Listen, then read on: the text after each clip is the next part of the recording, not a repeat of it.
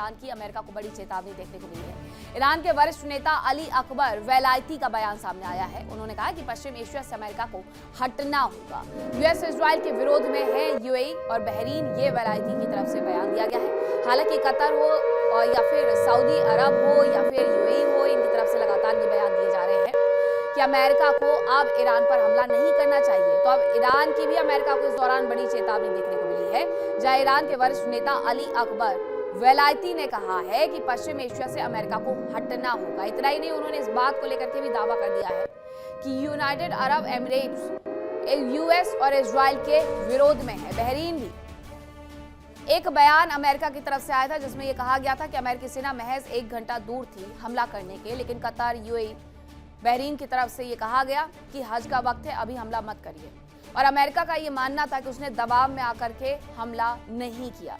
लेकिन इन सब के बीच में अब ईरान ये दावा करते हुए नजर आ रहा है कि यूएई हो या फिर बहरीन हो, यूएस इजराइल के विरोध में नजर आ रहा है। जबकि आपको याद होगा, इसी शो में हमने आपको बताया था कि दोनों के बीच में अब्राहम अकॉर्ड जो समझौता हुआ था यूएई, बहरीन और इजराइल के बीच में, उसके बाद उनके संबंधों में सुधार हुआ था, मजबूत हुए थे संबंध। इजराइल के प्रधानमंत्री नेतन्याहू ने यूएई का दौरा तक कर लिया। यूएई ने हालांकि इस बात से इनकार कर दिया।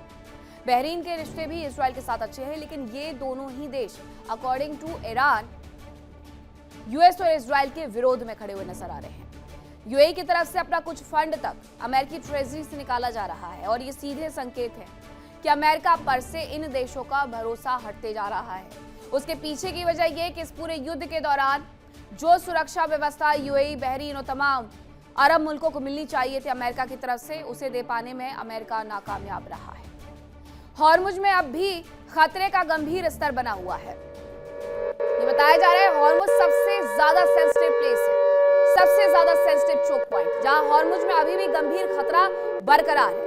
यूके के समुद्री व्यापार संचालन संगठन का बयान सामने आया है। हॉर्मुज से होने वाला यातायात अब भी काफी कम है। यूके एमटीओ की तरफ से यह कहा गया, बाब अल मंडेब में हालात फिलहाल सामान्य हैं, लेकिन दूसरी तरफ हॉर्मुज में ये हालात कतई सामान्य नजर नहीं आ रहे हैं। उसके पीछे की वजह है अमेरिका और ईरान दोनों की ही नाकेबंदी। ईरान अपना दावा करते हुए वहां पर बैरियर लगा करके बैठा हुआ है कि यहां से जाना है तो परमिशन लेनी होगी, बाकायदा उसके लिए संस्था लॉन्च कर दी गई है और साथ ही टोल भी चुकाना होगा। अमेरिका सीधे तौर पर यह कह रहा है कि ईरान से आने वाले एक भी जहाज को हम यहां से गुजरने नहीं देंगे और अभी तक उसने अच्छे खासे लगभग 100 जहाज वहां से वापस लौटा दिए हैं, कमर्शियल जहाज, जो कि सेंटकॉम की तरफ से दावा किया गया था। और यही बात एक बार फिर से यूके की तरफ से सामने आई है कि समुद्री व्यापार संचालन संगठन कह रहा है कि हॉर्मुज से होने वाला यातायात अब भी कम है।